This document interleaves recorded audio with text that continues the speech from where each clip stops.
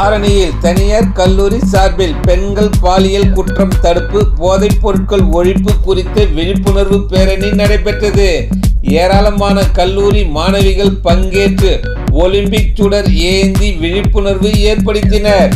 திருவண்ணாமலை மாவட்டம் ஆரணி கோட்டை மைதானத்தில் உலக மகளிர் தினத்தை முன்னிட்டு SSS மகளிர் கல்லூரி சார்பில் விழிப்புணர்வு பேரணி நடைபெற்றது.